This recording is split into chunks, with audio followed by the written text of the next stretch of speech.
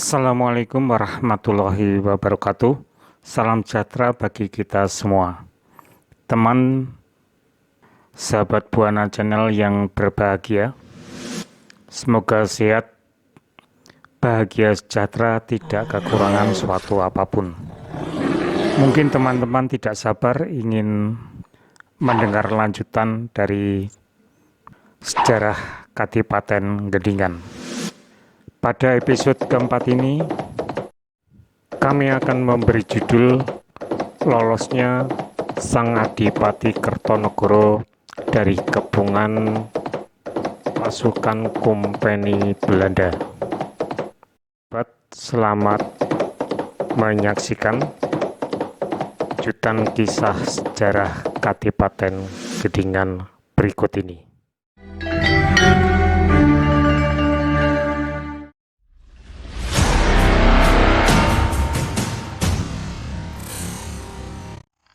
Kisah selanjutnya, Kanjeng Tumenggung Adipati Arya Kertonegoro sudah sampai di alun-alun Ngawi. Sudah mendengar suara gamelan dan dipercepat kudanya supaya tidak ketinggalan acara temu temanten. Ketika sudah sampai di halaman Kadipaten, Sang Adipati memberhentikan Kyai Pager Wojo dan kudanya dituntun karena sudah banyak orang yang ada di halaman Kadipaten. Dan di sudut timur selatan dari pendopo Kadipaten, di sana ada pohon tanjung dan Pager Wojo diikat di pohon tanjung itu. Di tengah-tengah pendopo banyak orang yang menari sesuai dengan irama gending dan sudah banyak yang mabuk, suaranya ramai sekali. Sesampainya di pendopo, Adipati Kertonegoro heran melihat keadaan pendopo. Tidak ada penerima tamu dan temantennya pun juga tidak ada. Karena tujuannya mau mendatangi resepsi pernikahan, sehingga Adipati Kertonegoro tidak memakai pakaian kebesaran adipati. Dan adipati-adipati yang lain belum begitu mengenal Adipati Kertonegoro, sehingga tidak ada tegur sapa dari adipati-adipati lain. Sehingga akhirnya adipati ke belakang pendopo Kadipaten, dan di sana dia menemui tamu-tamu yang lain dan memperkenalkan dirinya bahwa dia adalah adipati dari Gendingan. Tidak tahu datangnya bahaya dan tidak tahu siapa yang memberi isyarat kepada kompeni yang sedang sembunyi di sekeliling rumah Kadipaten Ngawi. Akhirnya prajurit kompeni Belanda banyak naik di pendopo kabupaten, tetapi tidak ada suara senapan karena rakyat yang menonton banyak sekali. Seketika geger tiba-tiba suara kompeni yang tidak bisa berbahasa Jawa dan belum tahu yang mana Adipati Kertonegoro. Seketika itu Adipati Kertonegoro dikeroyok oleh kompeni. Coba teman-teman bayangkan, orang satu tanpa senjata dikeroyok kompeni Belanda yang jumlahnya ratusan. Bahkan adipati dan wedono banyak yang luka karena kompeni belum tahu yang mana Adipati Kertonegoro. Ketika ada adipati atau wedono yang tidak memakai pakaian seperti kumpeni, yaitu yang diamuk, dikira Adipati Gedingan. Memang sudah ditentukan bahwa kumpeni Belanda tidak boleh membawa senapan atau senjata tajam. Masa kumpeni yang jumlahnya ratusan tidak bisa menangkap orang satu. Kira-kira seperti itu pemikiran dari pemimpin kumpeni Belanda. Ketika Kyai Pagerwojo yang diikat di pohon Tanjung, ketika melihat tuannya dikeroyok orang banyak, selanjutnya kuda Adipati Gedingan mengamuk sampai pohon yang untuk mengikat menjadi miring karena akar tunggalnya putus. Sama dengan putusnya tali yang untuk mengikat lehernya kuda Kyai Pagerwojo. Terus kemudian sang kuda mendekati pendopo Kadipaten Ngawi dengan suara kencang. Tidak berapa lama sang adipati mendengar suara kudanya dan kemudian dengan sekejap mata melompat ke punggungnya Kyai Pagerwojo. Terus melarikan diri dari Kadipaten Ngawi menuju ke Kadipaten Gedingan. Belum sampai di kota Kadipaten Gedingan, sudah ditemui prajurit dan rakyat Gedingan dengan tangisan yang memilukan. Dan akhirnya para prajurit melaporkan bahwa Patih Ronggolono gugur dibunuh kumpeni Belanda. Betapa terkejutnya sang Adipati Kertonegoro mendengar itu semua. Diam 1000 bahasa, menahan nafas dan menahan marah.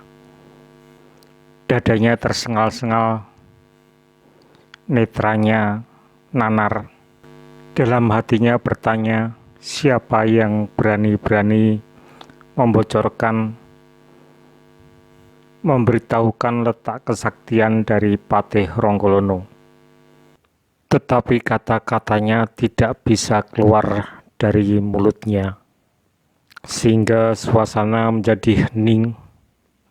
Dan akhirnya sang Adipati Kertonegoro mengeluarkan sabda, siapa orang yang menunjukkan kelemahan Patih Ronggolono, ingsun doakan kepada Yang Maha Kuasa, menderita cacat buta mata sampai 7 turunan.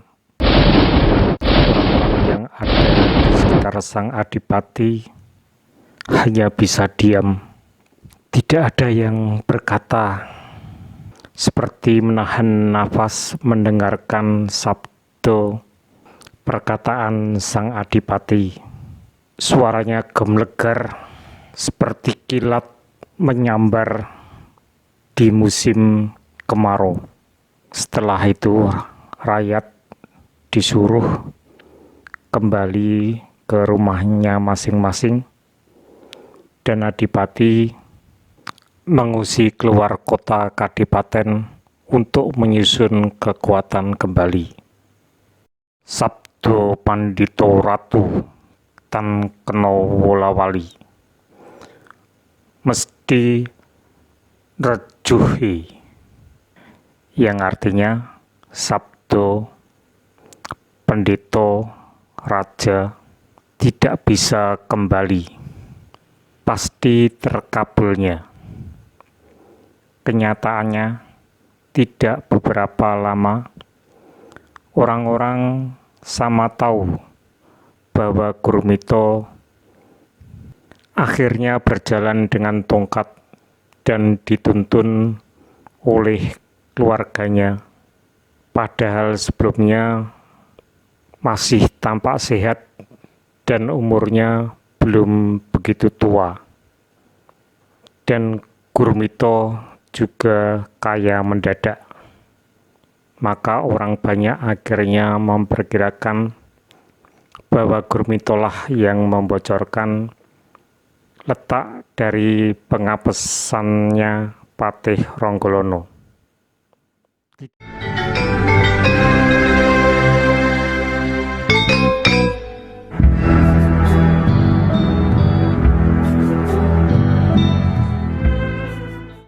Setelah kejadian itu, untuk beberapa saat Sang Adipati Kertonegoro dan beberapa pengikutnya memilih menenangkan diri, menghindari kota Kadipaten yang telah diduduki oleh Kompeni Belanda, dan sambil menghimpun kembali pasukannya. Ketika dirasa waktunya telah tiba, Sang Adipati Kertonegoro yang telah berhasil menghimpun kekuatan dan menggabungkan kekuatan dari sisa pasukannya dan sisa pasukan Pangeran Diponegoro, mengadakan serbuan ke kota Kadipaten Gendingan. Pasukan Belanda yang di Mabuk Kemenangan saat itu dalam keadaan lengah. Hal itu memudahkan Sang Adipati Kertonegoro dalam merebut kembali kota Praja. Apalagi pasukan gabungan dari sekutu Kadipaten terdekat yang membantu Kompeni Belanda telah ditarik kembali ke Kadipaten masing-masing. Dalam waktu singkat, Kadipaten Gendingan dapat direbut kembali. Pasukan Belanda kocar-kacir dan berlari ke Ngawi. Namun sambil berlari, dia membumi hanguskan kota Kadipaten Gendingan. Kota Kadipaten akhirnya hangus dan porak-poranda. Melihat keadaan kota Praja Kadipaten yang porak-poranda seperti itu, membuat hati Sang Adipati sedih. Sang Adipati putus asa dan merasa tidak sanggup lagi memimpin Kadipaten Gendingan. Dan Sang Adipati memilih meninggalkan rumah Kadipaten untuk mengasingkan diri. Sedangkan kepada para pengikutnya dibebaskan untuk mengikutinya atau tidak. Mereka yang tidak mengikuti Adipati Kertonegoro dalam mengasingkan diri bukan berarti tidak setia, melainkan ingin terus berjuang mengusir penjajah Belanda dari bumi Nusantara dengan menggabungkan diri dengan sisa pasukan Pangeran Diponegoro yang berkedudukan di desa Ngawi, sekarang Ngawi Purba, dan sejarah pun akhirnya mencatat terjadinya pemberontakan kepada Belanda di Ngawi yang dipimpin oleh Wirotani pada tahun 1839. Dan akhirnya Sang Adipati menyepi ke Jogorogo. Dia merasa senang di Jogorogo karena udaranya sejuk daripada di Gendingan. Semakin sepuh usianya, pikirannya terus memikirkan bagaimana jika dia kepergok pasukan Belanda, maka dia menginginkan pergi ke barat, ke Ngrambe, ke Bukit Jabal Kadas, tempat makamnya Patih Ronggolono. Setelah beberapa saat di Ngrambi, beliau Adipati Kertonegoro pergi menetap ke sini supaya tidak diketahui oleh Sukan Kopeni Belanda, dan akhirnya beliau meninggal dan dimakamkan di Dukuh Krajan, Desa Sini, Kecamatan Sini, Kabupaten Ngawi. Demikian sahabat, kisah atau sejarah dari Kadipaten Gendingan. Dan kisah ini saya ambil dari Babat Gendingan versi bahasa Indonesia dan versi bahasa Jawi, dan juga sejarah Desa Gendingan. Kemudian saya adaptasi untuk menjadi alur cerita yang lebih bernilai sejarah. Terima kasih atas perhatiannya. Sekian dulu. Assalamualaikum warahmatullahi wabarakatuh.